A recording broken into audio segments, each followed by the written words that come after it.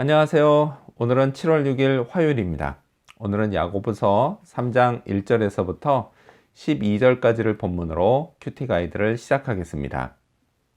먼저 오늘 이 본문을 통해 제가 묵상한 하나님은 혀를 지으신 분입니다. 10절 말씀 읽어볼까요?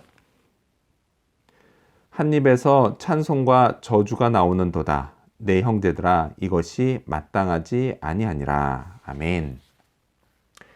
인간의 혀는 하나님이 지으셨습니다. 그럼 어떤 목적으로 지으셨을까요? 분명 인간의 존재 목적에 맞게 혀도 하나님을 찬송하기 위해 지어졌을 겁니다. 자, 그런데요, 그런 혀에서 찬송도 나오고 저주도 나오니 그 소리를 듣는 하나님이 얼마나 기가 막히실까요? 오늘날 최고 권위를 인정받는 노벨상이 있습니다.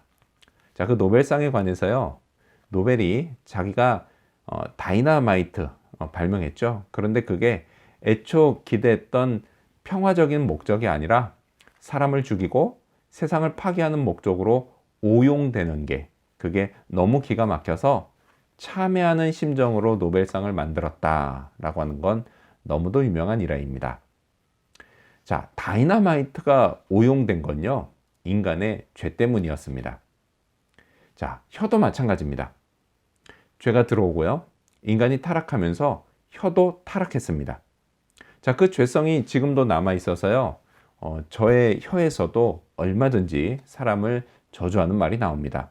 동시에요, 제 안에는 하나님의 형상도 남아 있어서 제 혀에서 얼마든지 하나님을 찬송하고 그리고 사람을 축복하는 말도 나옵니다.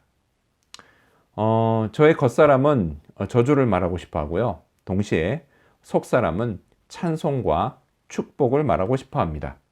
저는요, 제 혀에서 찬송과 축복의 말이 나오기를 바랍니다. 이런 바람은요, 하나님도 마찬가지이십니다. 그래서요, 제게 성령을 넣어 주셨습니다. 그래서 저는요, 성령께서 저를 주장하시고 제 혀도 주관해 주시기를 간절히 바랍니다. 자, 그렇다면 계속해서 오늘 이 본문을 통해 제가 발견한 인간의 모습, 어떤 게 있을까요? 오늘은 다른 지체보다 큰 혀를 볼 수 있습니다. 5절 말씀을 읽겠습니다.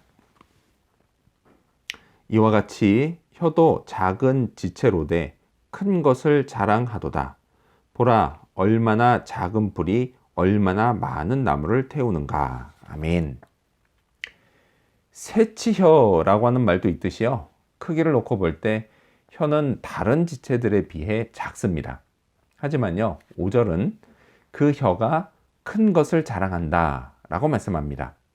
이건요, 혀에서 나온 말로 인해 벌어진 일들, 그 일들의 결과를 놓고 볼 때 다른 지체들에 비해 크다는 뜻입니다.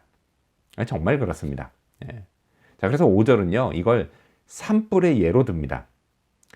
작은 불씨 하나에서 시작된 산불은요, 걷잡을 수 없이 커져서 결국에는 수많은 나무들을 태워버립니다. 저는요, 군대에 있을 때 이걸 직접 목격했었습니다. 사격훈련 중이었어요. 그 사격훈련 중에 튄 작은 불꽃, 거기에서 시작된 불은요, 그냥 순식간에 능선을 타고 올라갔습니다. 다행히요, 그 즉시 모든 부대원들이 달려가서 막 수통에 있는 물 다 꺼내고 있는 물 다 갖다 붓고 해서 불을 잡기는 했지만요, 생각해보면 정말 아찔한 순간이었습니다. 타락한 혀에서 나온 말, 그것의 결과도 이와 같습니다. 8절 말씀 읽어볼까요? 혀는 능히 길들일 사람이 없나니 쉬지 아니하는 악이요 죽이는 독이 가득한 것이라. 아멘.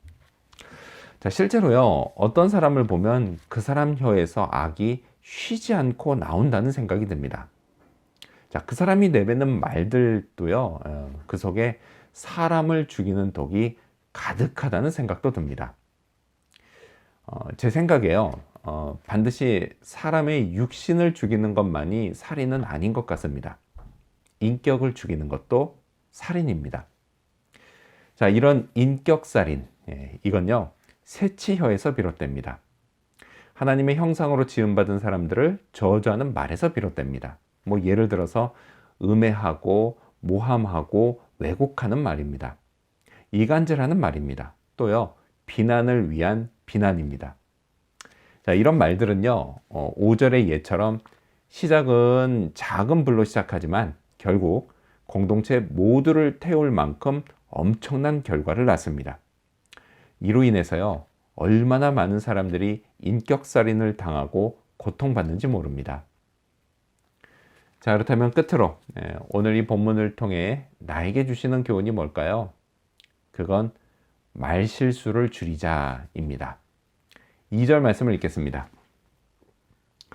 우리가 다 실수가 많으니 만일 말에 실수가 없는 자라면 곧 온전한 사람이라 능히 온몸도 굴레 씌우리라. 아멘. 지금 읽은 2절은요, 두 가지 모두를 인정합니다. 첫째, 인간은 원래 말실수가 많다. 둘째, 그래도 말실수가 없는 사람은 온전한 사람이다. 이 얼마나 위로가 되는 말인가요? 저도요, 말실수를 곧잘 하기 때문입니다. 동시에요, 제게 도전이 되는 말씀이기도 합니다. 말실수를 줄여야겠다, 이런 결심을 하게 만드니까 말이죠. 2절에서요, 말실수가 없으면 능히 온몸도 굴레 씌운다 라고 하는 건요, 그만큼 죄 짓는 일도 없을 거라는 뜻입니다. 따라서요, 말실수를 줄이려고 노력해야겠습니다. 물론요, 노력한다고 해도 말실수는 또 나옵니다. 실은요, 이틀 전에도 무슨 말 제가 해놓고 내가 말실수한 거 아니야? 라고 하면서 고민을 했었습니다. 그때요, 이럴 줄 알았으면 내가 이 말을 하기 전에 한 번 더 생각하고 말할 걸. 그게 좋았을 텐데. 이런 생각을 했었습니다. 자, 이렇게 말실수를 줄이는 가장 좋은 방법. 그건요, 일단 한번 생각해 보는 겁니다. 아니면요, 아예 안 하는 겁니다. 그렇죠. 아예 안 할 수는 없죠. 그러니까 말을 하기 전에 한 번 더 생각해 보는 게 가장 좋은 방법인 것 같습니다. 자, 이거 외에 또 어떤 방법이 있을까요? 한번 잘 생각해 봐야겠습니다. 이렇게 오늘도요, 말실수를 줄이고 동시에 하나님을 찬송하는 그런 말을 하는 그런 하루가 되기를 소망합니다. 기도하겠습니다. 혀를 지으신 하나님, 한 혀에서 찬송하는 말도 나오고 저주하는 말도 나옵니다. 하나님, 정말 이런 혀의 연약함, 주님 고민하게 도와주시고 주의하게 도와주시옵소서. 그리고 새치혀로 남들의 인격살인을 하는 그런 말을 하지 않도록 늘 주의하게 하여 주시고 성령께서 제 혀를 주관하여 주시옵소서. 또한 말실수를 줄이기 위한 노력들을 계속하게 해주시고 또 노력하게 하여 주시옵소서. 그래서 말로 하나님께 영광 올려드리게 해주시고 사람을 살리게 하여 주시옵소서. 오늘 하루가 그런 하루 되기를 간절히 바라오며 예수님의 이름으로 기도합니다. 아멘.